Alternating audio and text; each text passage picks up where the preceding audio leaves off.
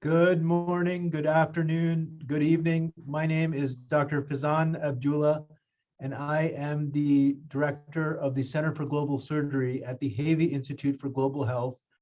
And it's my distinct privilege to welcome all of you to this first Friday seminar series, along with my co-host, Dr. Lifeng Hu, who is the director for the Center for Global Oncology. And this is our series where every Friday from September through once a month, I should say, September through June, we feature really outstanding global health leaders, both from our community and outside our community. And we have a really exciting speaker today. And for that introduction, I'm going to hand over to our fearless leader of the Havey Institute for Global Health, Dr. Robert Murphy.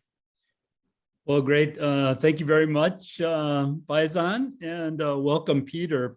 It's my great privilege and pleasure to introduce Dr. Peter Kingham, who I met on a study section before the pandemic.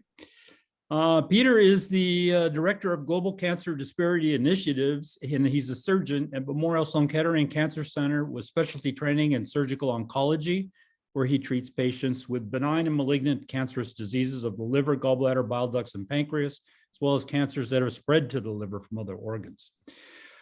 When not in the clinic or operating room, Dr. Kingham shares his knowledge and experience with healthcare professionals around the world. Over the past 20 years, he has spent time in many developing countries, including Nigeria, where we, of course, have a lot of programs, Tanzania, Sierra Leone, South Africa, Mexico, and Malawi. And he provides, helps them provide better surgical and cancer care, and also in training local medical professionals. Matter of fact, he's just recently got a D43 Fogarty Research Training grant awarded to him, and congratulations, Peter, for that. These experiences led him in 2007 to co-found Surgeons Overseas, SOS, a nonprofit organization for which he now serves as the president. Through the Global Cancer Disparity Initiatives, Peter and his team have created a consortium of hospitals in West Africa that allow for collaboration with physicians working in low-income countries. And these efforts have led to several prospective studies that will determine how to diagnose patients with cancer in low-resource environments and determine why some cancers seem to behave differently in West African patients when compared to the same cancers to patients in the United States. So it's my great pleasure to introduce Peter. Thank you very much for joining us today, Dr. Kingham, and the floor is now yours. Thank you. Really great to be able to speak to your whole group today. And I have two names on my slide here, my name and then Isaac Alatishe. Isaac is my colleague and friend from Obafemi Awolowo University Teaching Hospital in Nigeria. And all of the data, everything I'm going to show you today is work that we've done together. He knows that I'm showing a lot of his slides and presenting a lot of his work today, and is happy that all of you be able to see it. I have one conflict that's not relevant to today's talk. Cancer is a growing problem in low middle income countries, or LMIC. By 2050, it's predicted the majority of people with cancer will be in LMIC. There's been a number of Lancet Oncology commissions, one specifically on global cancer surgery, with the conclusion that the majority of cancer patients require surgical intervention. This is actually a photo of the first patient I operated on with Isaac in Nigeria about 12 or 13 years ago. He's a young man in his mid-20s who presented late in the day with a rectal obstruction from a large locally advanced tumor. And he was a skinny individual, but you can see his abdomen's pretty distended. So this picture is about 2 o'clock in the morning with us doing a diverting colostomy and finding peritoneal disease. And I was saying to Isaac that actually the metastases looked and felt different to me than I'm used to seeing. And this was not a pattern that we see very frequently. Someone so young to have this locally advanced rectal tumor. So this led us down this pathway of what are the differences between colorectal cancer in Nigeria and in the US. Isaac and I have been lucky to be a part of some of these Lancet Oncology commissions. And the stats all generally point to the same thing, which is that there's a growing population of patients in low middle income countries who will need cancer care, and surgery also will play a key role in many of these patients. What role do surgeons play? Well, it's actually much broader than here. I'm trained as a surgical oncologist, but I tell my Nigerian colleagues, they're truly surgical oncologists, much more so than we are here, because they're often the only clinician who's doing diagnosis, prevention, offering surgical treatments, providing all the chemotherapy and any palliation. And most are busy general surgeons with many barriers to caring for patients. In Nigeria, for example, the field of medical oncology for solid tumors is really quite young. So there are some radiation oncologists who will treat patients with chemotherapy, but many hospitals, it's surgeons providing all chemotherapy, even for stage 4 patients. And there's pretty convincing data that the economic effect of not investing in surgery in low middle income countries is large. So this is annual and cumulative GDP loss due to cancer and other categories. The neoplasm is the blue, injury is the red, and you can see how the two of those really dominate the role for surgery in LMIC. So why is it that we're talking about cancer, and especially solid tumors, in sub-Saharan Africa? Most people don't associate countries like Nigeria with colorectal cancer, breast cancer, tumors like that. Traditionally, there's been a high rate of infectious associated cancers, but as lifestyle changes have happened, like in this article around obesity rates rising in Ghana and KFC in the center of Accra, that has really changed what tumors are developing. And it's now being recognized at the NCI, the ACR, ASCO. Everyone is really focusing on expanding global oncology research. And I think it's also important to realize that here we're in New York, you're in Chicago, and obviously studying oncology and cancer patients just in our regions, it's impossible for us to think that we will fully understand cancer if our heads are down only in our local area. So Isaac and I met in 2009, and after starting a collaboration between our institutions, we felt we wanted to create a mechanism for more collaborative research. So we started the African Research Group for Oncology, or ARGO Consortium. We're now up to 25 centers in Nigeria. It's MSK and several North American centers. And we're focused on research, training, treatment, and outcomes to improve outcomes for cancer patients, perform clinically meaningful research, create a model that can be replicated elsewhere, and provide a mechanism for career development in Nigeria and at MSK. So I met Isaac back in 2009, and we started our Global Disparities Initiative and then ARGO around 2013. And then we've been able to accrue some NIH grants, were research focused, and now the most recent, as Rob mentioned, is our first large training grant. So I'll talk you through a bit of our, excuse me, a bit of our data and the programs that we've been working on. With the Nigerian cancer patient in the middle, and biology, screening, diagnosis, outcomes, treatment, and access. And obviously this is drawn in a circle because they all interact. You could draw lines across this as well. None of these stand on their own. So first, looking at epidemiology, one of the first things we did was just work on prospective data collection, because it's so hard to, without a foundation of good prospective data, to even know what research questions to ask. So after a couple of years of data collection, we started to see that the median age for colorectal cancer patients, for example, was younger in Nigeria than in the US. And we also saw that the stage of presentation was much higher, with a majority of patients stage 4 in Nigeria versus the US. It's almost non-existent to have stage 1 tumors there because screening colonoscopy is generally not performed. These data are really important for us to gather because without understanding what the baseline is, it's impossible to do any interventional trials and therapeutic trials. We've also now have prospective data to talk about survival. What's the baseline survival? And we know that 6-month survival, 62%, and 12-month survival, 48%. The largest part of my clinical practice here is treating stage 4 colorectal cancer in the liver. And in that situation, we talk about 5-year survivals and cures. we really don't talk about 1 year survival with colorectal cancer here in the US. So this is just reinforcing the fact that so many patients are arriving at the hospital with a very late stage 4 diagnosis and dying very soon after they're diagnosed.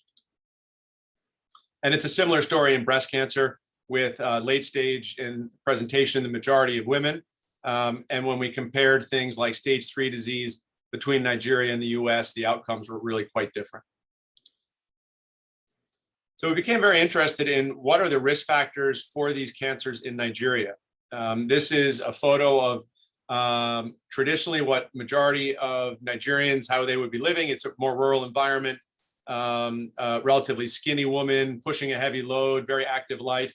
And this is present day Lagos, sitting in traffic, environmental exposures start changing, a sedentary lifestyle, obesity, change in diet, all these things that go along with urbanization. So we received an R01 that we just started year 2 of the R01. There's 2 aims. One aim is looking at risk factors in Nigerian colorectal patients. And we took the Nurses Health Study and a few other assessment tools like that, and we adapted it with Nigerian epidemiologists and nutritionists. And so we created this diet and exercise assessment. We validated it with food diaries and photo documentation. So for example, we took local regional foods, and that's part of the food surveys. And we're using this in a case control study of 600 cases and 1,200 controls, where we will hopefully gain a lot more information about risk factors in that population. The other half of the R01 is looking at the biology of colorectal cancer in these patients. So one of the nice things about the study is we're going to have a link of biology and all of the environment that the patients are living in. So our background data that justified us looking further into this is from 159 Nigerian patients with colorectal cancer. We did microsatellite instability analysis in 159. MSK Impact is our institutional genetic screening panel for commonly mutated genes. It's now up to about 500 commonly mutated genes, and then a methylation analysis in a small number of patients. Just as a brief overview for colorectal cancer, the majority of patients have chromosomal instability as their etiology, and then a minority have microsatellite instability or CpG island methylator phenotypes. So we first started looking at just some of the basic mutations in colorectal cancer. The first column here is Nigerian patients, and then it's African-American MSK patients and Caucasian MSK patients. The Wnt pathway, there's a very significant difference. This is mostly APC mutations, where Nigerian patients had a much lower rate of mutation. And this is actually a mutation that when not having the mutation, wild type phenotype is associated with worse outcomes. And then we looked at KRAS, which is another common one in colorectal cancer and more common to have that mutation in Nigerian patients versus Caucasians here. There can be some therapeutic implications of this because you are or are not candidate for some chemotherapy options depending on your KRAS mutation status. But what we're really most interested in was the microsatellite instability rate, because we found it was 2 to 3 times higher in Nigeria than the US and high-income countries. So at MSK, about 8% MSI high, Cancer Genome Atlas, which is based off of all basically white Western patients, Western European patients, there's about 12, 13%. And in our Nigerian patients, it was about 27%. And this is a really significant difference and matters a lot clinically, because microsatellite unstable patients generally have poorer response to 5-FU-based chemotherapy and can respond very well to immunotherapy.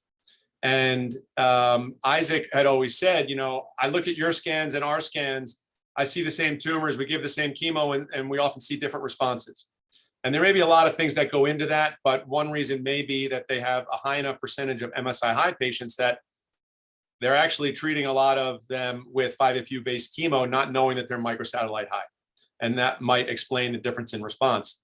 We're actually working right now on our first therapeutic trial, which would be providing immunotherapy in the stage 4 setting, which would drastically change the outcomes, we think, of some of these stage 4 patients in Nigeria. So we're interested in looking at the etiology of this high microsatellite instability rate. So we've looked at things like MLH1 methylation, BRAF mutations, SIM classification. The conclusion of it is from this small number of patients, there's a high MSI-H rate and a low BRAF mutation rate in Nigeria, which suggests germline alterations.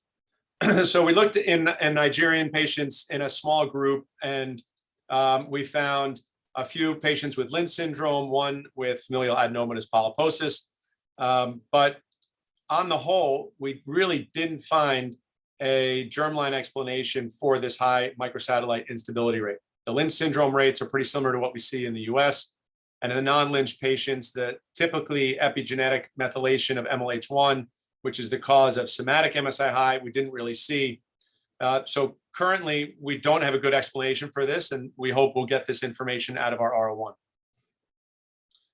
We're also interested in looking at risk factors and biology in breast cancer. You know, traditionally here, we would say that women who have children at an early age, have a high number of women who breastfeed for many years, those are all protective risk factors. But in many Nigerian women, they have all of those protective risk factors, yet are developing breast cancer. One area of research we're looking at is white adipose tissue inflammation. This is a known risk factor for breast cancer in women without common risk factors, often related to obesity. It's detecting histologically crown-like structures, which are dying macrophages. And we started with a pilot of 50 women and found 82% of the women with white adipose tissue inflammation were obese compared to those without white adipose tissue inflammation. This may also carry over into lymphedema. Lymphedema is a major problem for Nigerian women. Almost all Nigerian women with breast cancer get a mastectomy, both due to the fact that the average tumor size is about 9 or 10 centimeters, and because radiation access is so limited.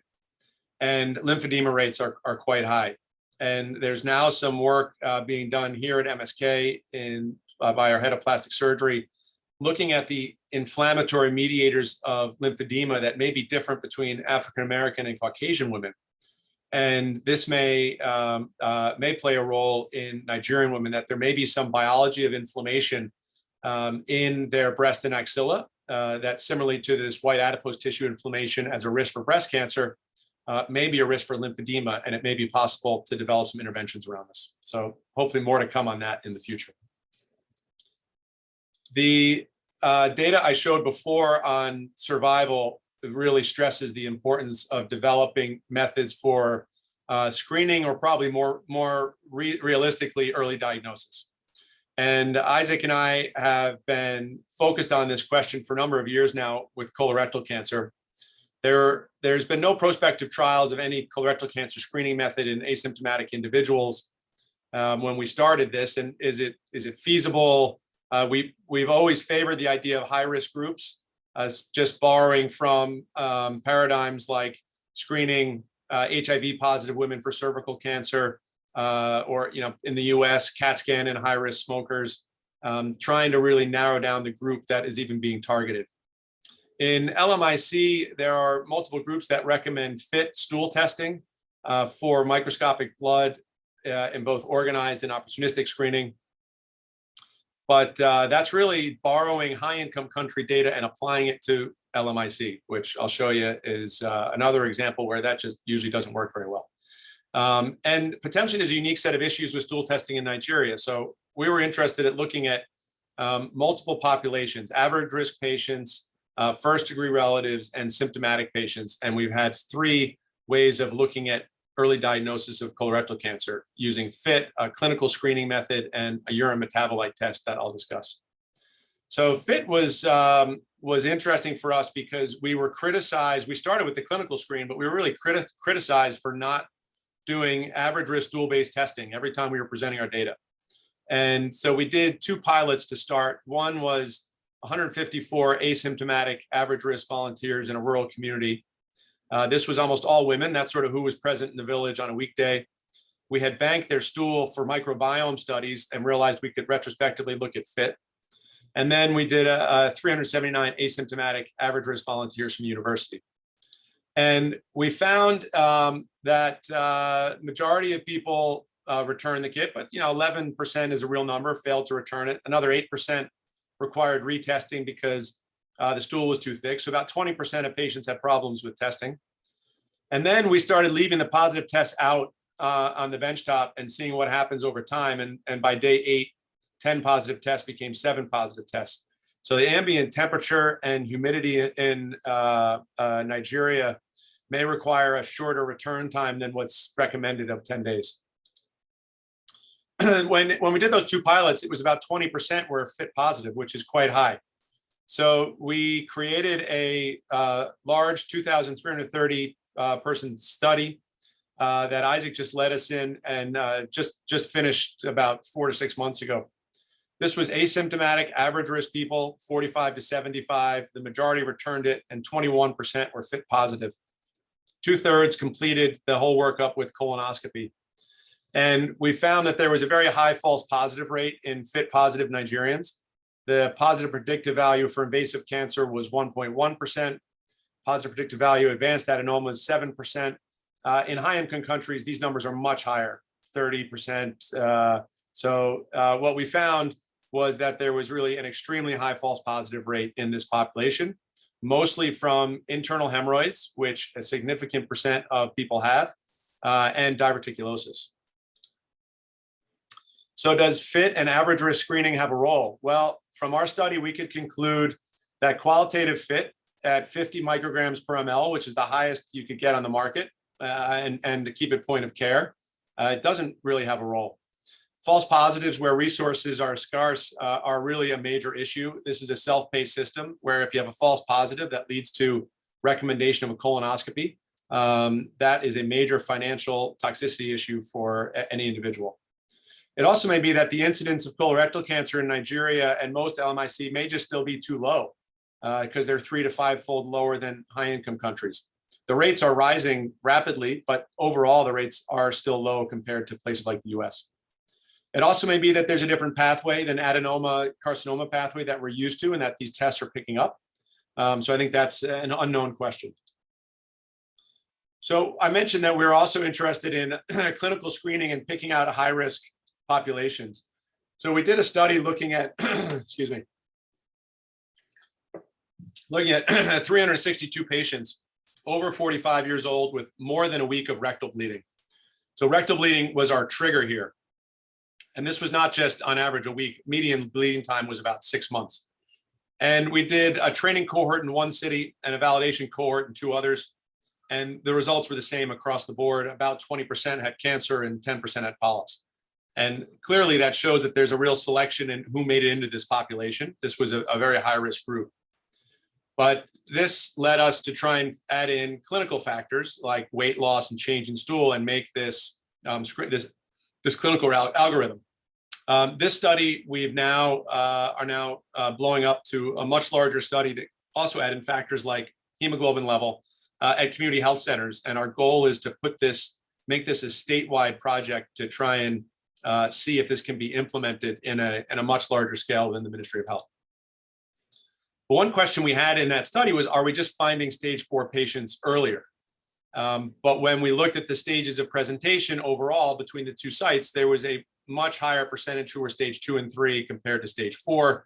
Remember, I showed you before, the majority of patients who walk in the door are stage 4. So this is really significant stage migration from stage 4, where patients are basically never cured, to stage 2 and 3, where surgery, sometimes alone or with chemotherapy, can potentially cure patients. We've also spent time trying to think outside the box and think of, what technology exists that could be used to try and work even in a high-risk population to try and better determine who even needs a colonoscopy. This is a study that's funded by UG3UH3 from the NCI, working with relatively new technology that comes out of University of Alberta in Edmonton, Canada, based off of using urine metabolites to diagnose colorectal cancer and polyps. So the first part of this, we scoped 650 Nigerians and sent all their urine to Canada, where they did mass spectrometry and have developed a handheld device. For example, one of the metabolites, diacetylspermine, combining that with factors like GI bleeding, weight loss, the sensitivity is 90% with a set specificity at 50%. We created the study setting the specificity at 50% with a goal sensitivity of greater than 85% as success, because we thought in colorectal cancer, where really nothing exists short of a colonoscopy, cutting down on half of the colonoscopes that need to be performed, we thought was clinically meaningful. The device is now in Nigeria. We're still working on it there, trying to start our 650 patient implementation trial to see how does this work in real time. Basically, there's a biosensor and a disposable chip, and that sends a signal to the cell phone or the tablet as to what the results are. Similarly, we've been focused in breast cancer on how to do early diagnosis. This is the iBreast device. It's handheld device that has 16 piezoelectric little squares in the head of the device here. And you put it on all the different quadrants of the breast. This is a normal exam, right and left. And what it measures is tissue stiffness. So in this example, in the right breast, there's one area where there is something in that part of the breast that is more stiff than the rest. It doesn't tell you cancer or benign. It just says there's something here that needs to be looked at. And this is Leone Olasahinde, one of the junior faculty members there who are working with breast radiologists here at MSK, put together a 424-woman study based in the community where all women got a clinical breast exam, had an iBreast device exam, and ultrasound, and a mammo. And they recruited patients in breast cancer clinics, specifically trying to get some high-risk patients like first-degree relatives, and used a lot of radio jingles and print materials to get women in. Some women were symptomatic, and that was done on purpose. We were trying to make this a fairly high-risk group with symptoms like breast lumps, breast pain and discomfort, nipple discharge. So when we did the analysis, we found that at a breast level, any suspicious finding, the sensitivity was the same between the two. The specificity of clinical breast exam, CBE, was actually higher compared to the iBreast. And the clinical breast exam, because of that, had a higher positive predictive value. Similar negative predictive values between the two. At first, we were a little unclear how to interpret these data. What was interesting in the study design is the clinical breast exam was done by Leone, who's an experienced surgeon. The iBreast exam was done by nurses who were straight out of nursing school and knew nothing about breast cancer. So we look at this as, is this a way, iBreast may not be better than Leone doing clinical breast exam, but is this a way to try and bring the an experienced surgeon's exam, that quality, to a much broader audience in community health centers? And that's what we're looking at right now in a couple thousand women study at community health centers, seeing if there is a role for iBreast in that setting. In our study, there were 15 women with cancers. Both the device and the clinical breast exam missed the same two women. They were women who had small masses, 1.7 centimeter and 1.8 centimeter. So at the very small end, neither of them worked well, but they did pick up the same other tumors. Now, doing more of these breast exams generates women with lumps that need biopsies. And that's a challenge because the system usually in Nigeria is you go to the operating room and you get an excisional biopsy. And so this led Leigh Omisori, a Nigerian breast radiologist, and Liz Sutton, one of our radiologists here at MSK, to develop a study that was funded by an R21, looking at mobile health technology to develop a breast mass biopsy training program. You know, traditionally, this is what we use for ultrasound, but now it's all tablet-based, so really much more amenable to this. The first aim was developing a competency-based mHealth ultrasound-guided breast biopsy training program for LMIC radiologists and validating those metrics. And then the second aim, which is near the end now, is training 10 ARGO Nigerian radiologists to do these. And actually, COVID was a help here because it forced a lot of this to go remote, and they actually really scaled up how they were able to do remote training and remote observation of these biopsies. So currently, they're taking this and flipping it into a much larger study to look at training 50 Nigerian radiologists. This is what it looks like in real time. It starts with phantoms and then moves on to patients with observations, mentored biopsies, and then biopsies performed on their own. Now I'll move on to talking a bit about outcomes and treatment. One of the good things about doing prospective data collection and having our research team every quarter go back and follow up with patients is we can follow them through the path of their treatment course. And we found, for example, for colorectal cancer, surgery often recommended, and in a high percentage of patients, if it's recommended, it's received. Chemotherapy recommended for almost all patients, but only half the patients got it. Radiotherapy recommended for half the patients. This is all the rectal cancer patients, and almost nobody got it. So you can see huge disparities between the different treatments, surgery, chemo, and radiation, as to access. And usually this is because of finances or patient declining, which usually ends up meaning finances as the reason why. This is Leone when he graduated from Cornell Masters in Clinical Research course that we sponsored him, and that's him at Carnegie Hall. And as part of that master's, he had spent enough time here, and he saw that after mastectomy, our patients go home pretty soon, 2 or 3 days after surgery. In Nigeria, traditionally, patients would stay 10 or 12 days waiting for the drains to dry up. Drains would come out, then they'd go home. So he wanted to assess the practicality of home drain care post-mastectomy and see, can Nigerian women also be sent home? Will there be issues with wound care and drain care and things like that? We had background data on the long stay patients, and then over a set time period, everyone eligible for early discharge was sent home, and 11 women stayed for the traditional length in the hospital. And when we looked at the differences between these groups, BMI was a little higher in the long stay group, comorbidities were pretty similar, the tumor size were similar, and patients stayed 3 days in the early discharge versus 11 days in the long hospital stay. And the seroma, flap necrosis, and surgical site infection rates were all similar between the groups. And in fact, when Leone did follow-up interviews with all the women sent home, they loved the fact that they got a phone call on day 6 or 7 from their surgeon checking to make sure everything was okay. That was one of the big take-homes for him, was you can send them home and check in on them once, and people seemed really quite happy. So this has actually completely changed practice there and at a lot of sites in Nigeria, where women now go home much earlier than they did. We've also been interested in getting into qualitative research and patient-reported outcomes, especially in the breast cancer patients. Since so many women are young there, and since almost all women get a mastectomy, there's this large number of women who are young with mastectomies. And this was a study that looked at major themes about decision for mastectomies, post-mastectomy transition, body image changes, relationships with husband and sexual life, coping with life post-mastectomy, and social support. And a lot of the quotes were really striking. Things like, I'm now disabled because I'm not a complete person as I am.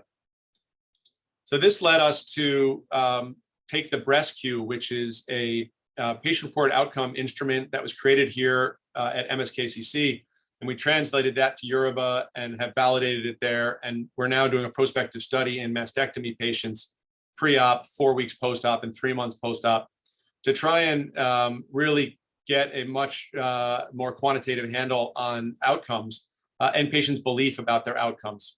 As a group, we're really trying to focus on patient-reported outcomes, which has traditionally been underrepresented in research projects on cancer in low-middle income countries. But I think we're going to learn a lot about how to help improve patients' cancer care and their pathway through the Nigerian system. There's a small sidetrack of all this. I'm a hepatobiliary HPV surgeon here at MSK, and all along they've been building HPV surgery in Nigeria, and we helped them co-found a national chapter of our international organization, and they've been able to build ERCP as a foundation to HPV surgery. And this is through time spent with some American gastroenterologists going there, time spent for them going to South Africa. But ERCP is really the basis and the foundation of an HPV unit, and they've been doing that, and now are up to about 50 liver and 50 pancreas resections between several of the hospitals in the group. So this has been another component of our program, where usually there's a surgery or two done on each trip to help grow the HPV surgery experience there in Nigeria. Now, we can't talk about all this without talking about access. It's a self-pay system, as I mentioned, which is a huge limitation. And we've gotten into geolocating, and this is all publicly available data looking at population density and road infrastructure.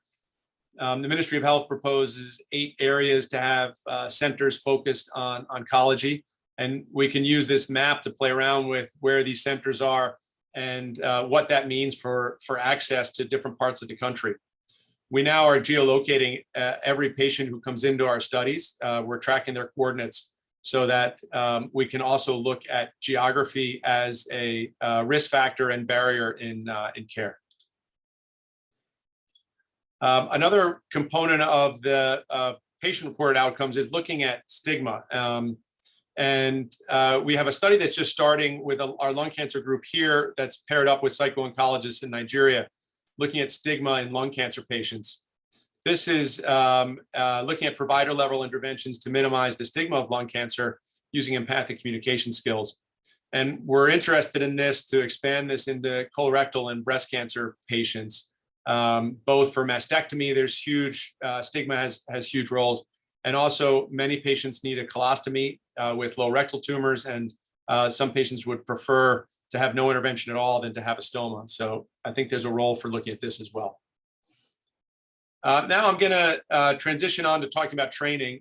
You know, I'm presenting these as 2 different topics, but in reality, every research study is also training and capacity building. There's no study that stands on its own as just research. We've had a focus the whole time of encouraging the next generation of Nigerian cancer researchers. Some ways we've been doing this. We have a Sudavar Fellowship. It's a 3-month funded fellowship here at MSK. We've so far had 16 Nigerian physicians come through on this. Many of them are our co-investigators on our NIH grants now. We also have a mini observership, which is 6 weeks to get more mid-level faculty here. And we've had a focus on oncology, nursing, and pharmacy capacity building. The nurses here at MSK and at our Nigerian sites are teamed up. And with our future therapeutic trial and immunotherapy, there's a big role for them to play there. And in all of our training programs, we've built in requirements that nurses have to have 10 or 15% of the training spots. And similar with pharmacy, we have some efforts working on safe chemotherapy administration. It's currently usually the surgery intern who gives all the chemotherapy. They don't want to do it. It's this is just sort of part of the job that's left down to them.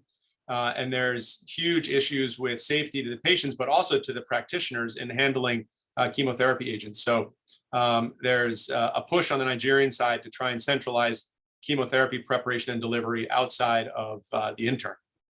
And pathology has to be talked about a bit. It's really at the center of all cancer care. If you can't make a diagnosis, you can't treat patients. We've had a nice partnership with the American Society of Clinical Pathology.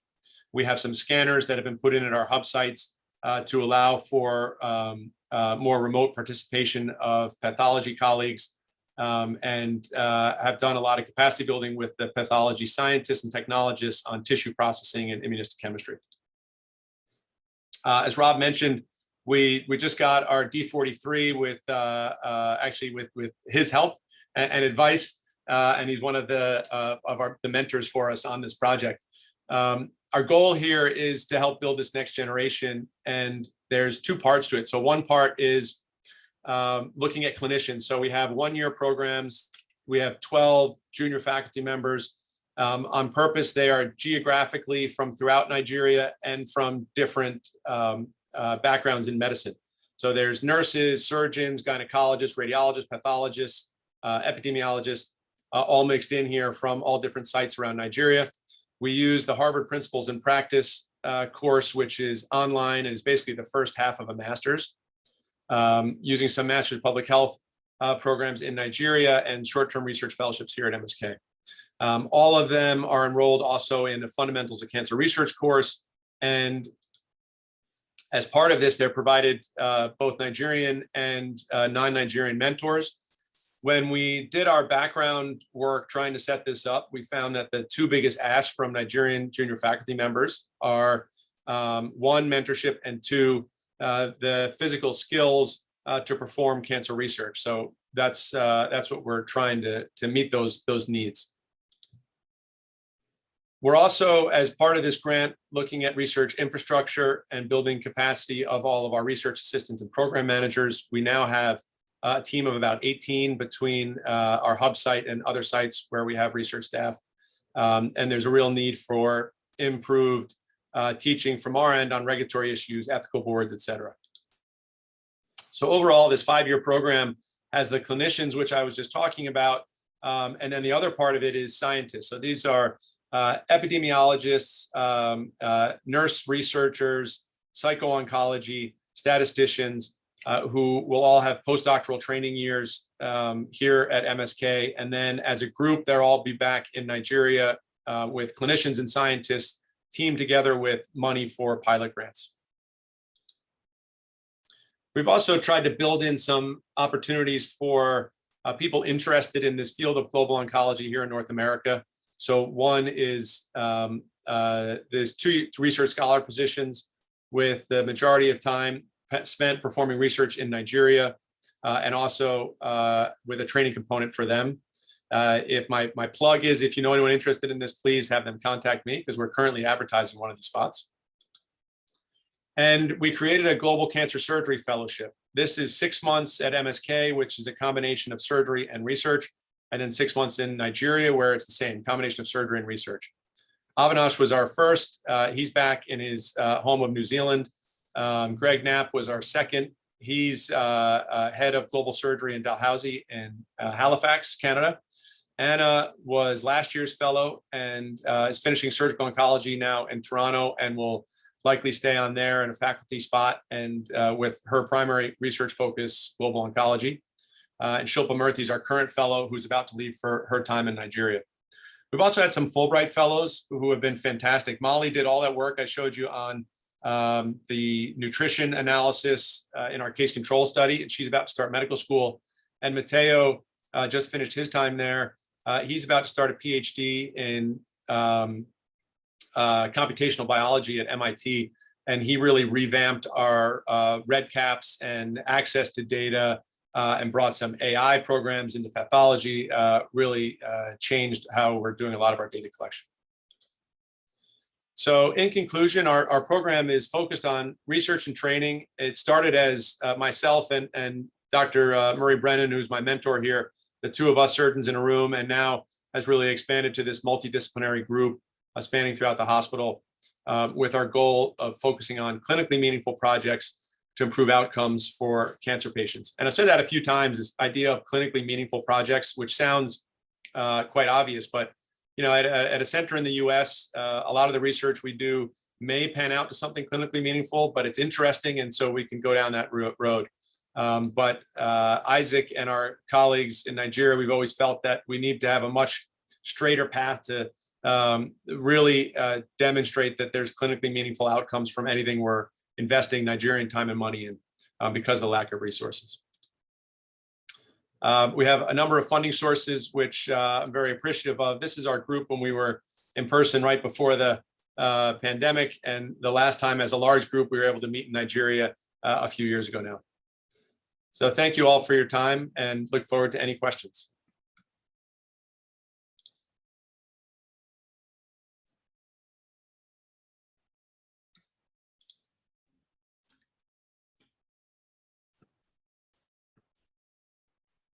Wow, Peter, I'm very impressed by all you have done in Nigeria and your Nigeria partners. So it's very comprehensive and I think scientifically informative and clinically meaningful and with a lot of public health relevance. So we start our Q&A session. Any questions from our audience? Yeah, there's one in the Q&A section. Let me read it. Yeah. There's 2 questions now.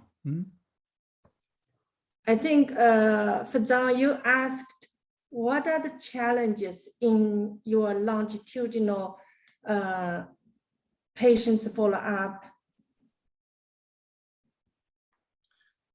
Yeah, so when we register patients, we obviously get their cell phone numbers and relative cell phone numbers. And so it's a combination of calling patients themselves and relatives.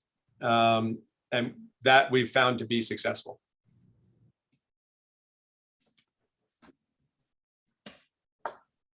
Li Feng, there's What two is the, questions yeah, in I'm Q&A. reading, looking at the, Lisa asked the question, what is the role engagement of private sector now and in the future? Yeah, it's a good question. And actually, Rob may have an answer on this too, as with a lot more years in Nigeria. We've had so far very little collaboration with the private sector in Nigeria. There's been some pharmaceutical companies, you know, the local representative pharmaceutical companies who have partially supported some of the symposiums and things like that. There are some public-private partnerships for things like as granular as like a colonoscope, and that has been successful in expanding access to some infrastructure like colonoscopy, and then at larger scale things like radiation. So those exist, but outside of that, we have not had a lot of interaction with private sector. We have another question from Koma. What is the access to palliative care service in Nigeria? It's a great question, and I need to add a slide on that, because you know, when you see 54% of colorectal cancer patients show up with stage 4 disease, the majority of times the only thing that can be offered to a patient is palliative care. And often it's the same surgeon who's, you know, providing the chemotherapy and also would be providing palliative care. So there is a slowly growing group of practitioners with this as a focus. The ones in some of our collaborating hospitals come from anesthesia, who have taken this on as part of their field. There's a growing group of them in Nigeria with this as a focus. It's you know, access to opiates can be a little more limited, and that can be an issue. But it's a huge need, and whenever we have our symposiums, we always have palliative care as on the docket, because I feel like you can't come together and talk about cancer care and LMIC and not have some discussion of palliative care involved. Thank you. So a question from Roxana, can you comment on issues related to sustainability in creating more access to surgical care? Yeah, you know, as you saw on that slide of patients recommended surgery, most got it. I actually think access to surgery compared to other components of oncologic care is actually easier.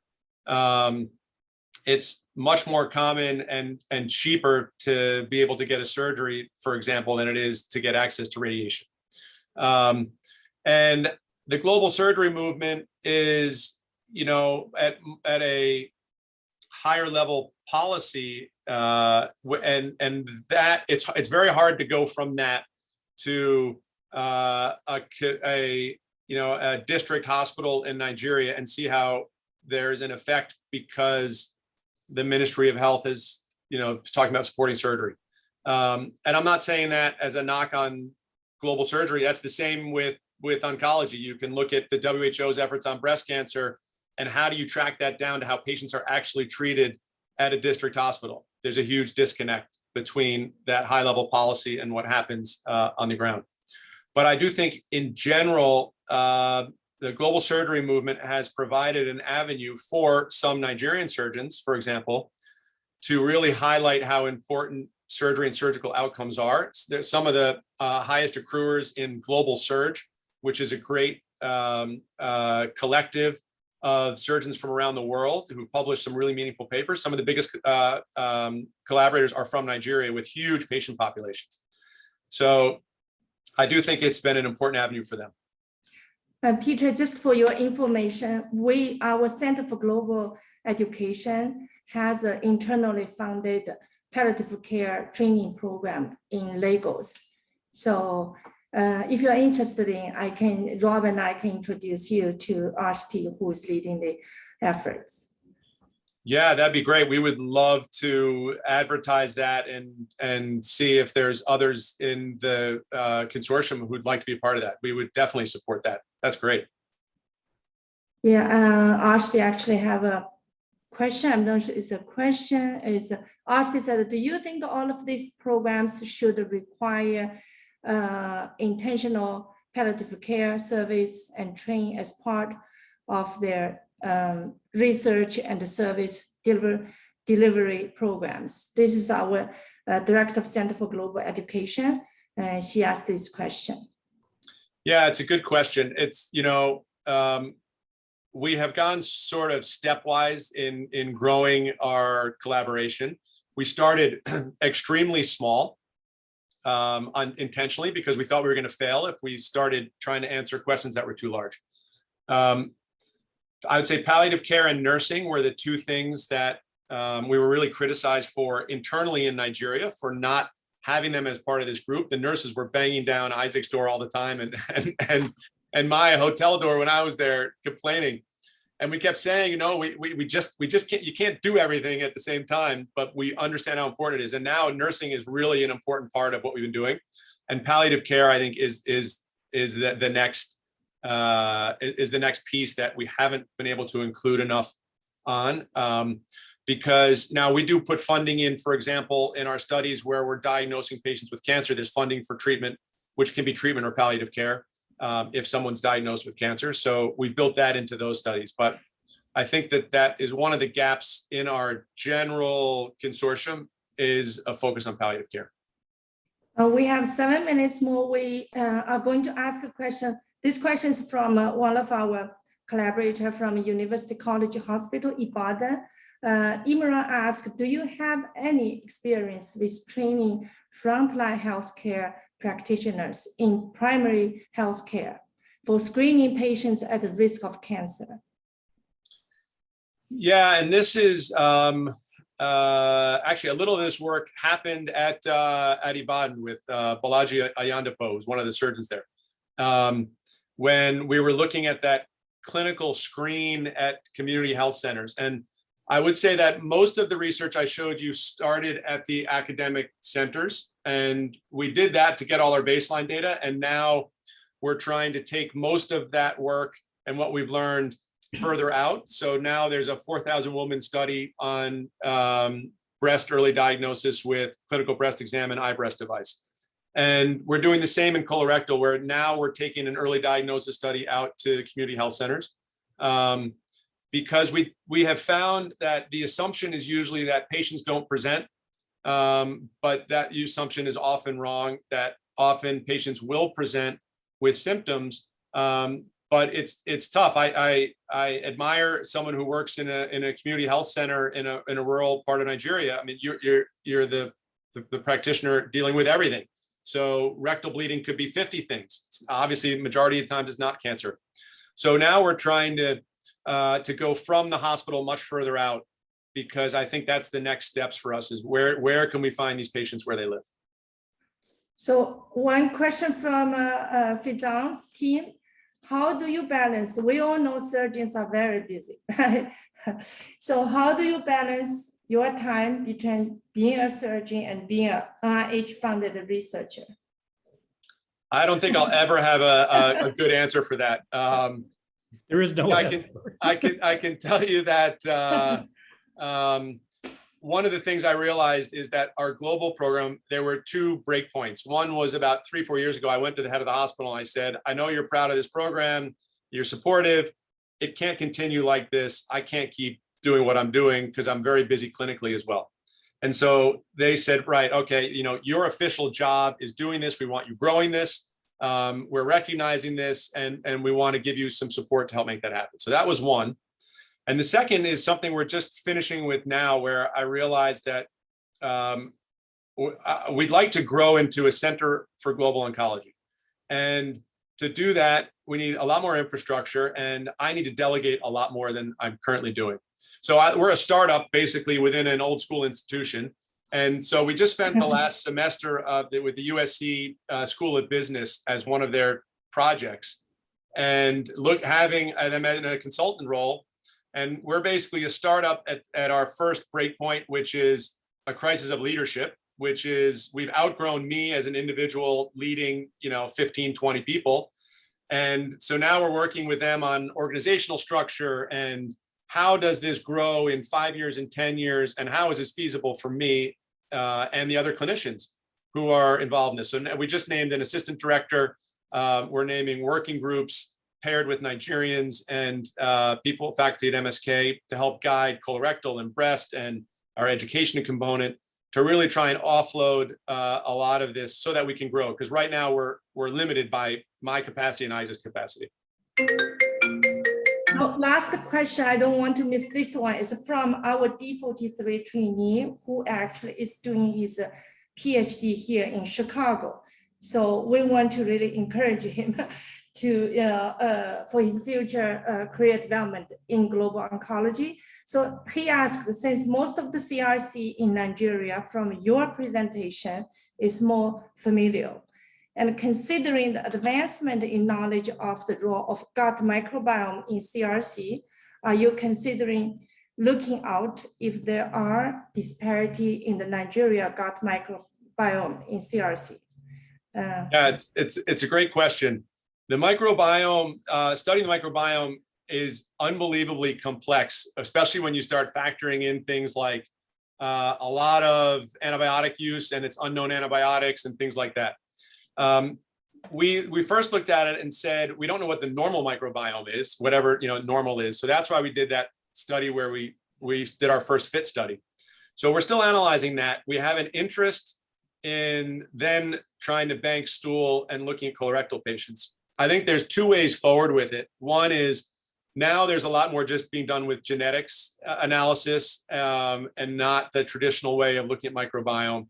So our hope is that we can sort of leapfrog over all the problems that traditionally existed with microbiome as the genetic analysis of the microbiome gets better. The other is we just started a study with the Havey Institute in France looking at cryptosporidium infections, because they have really interesting animal models and human data from the Middle East on cryptosporidium infections associations with colorectal cancer, which was new to me. In the US, we don't think of that. And it obviously is complicated. Is it an association? Is it a cause? Obviously complicated, but we've started banking specimens to participate with them. And so we're very interested in looking in this environment of the colon in Nigeria and see what is there. So, this is from me. What you and your team is doing in Nigeria actually is complementary to what we are doing. Also, we have a lot of similarities in our research questions. So I hope that in the future we can also, collaborate, and not only between our teams, but also with our Nigeria partners. And thank you very much. I also want to thank all our audience. Our next Friday seminar will be on June 3rd. You will be receiving an email with details on speaker and topics. Okay, thank you. Thank you very much for joining us today. Peter, thanks so much. Absolutely. Thank you, Peter. It was a pleasure. Thanks. See you soon in our NCI D43 meeting. Yes, absolutely. Thank you. Bye-bye. Bye-bye. Bye-bye, everyone.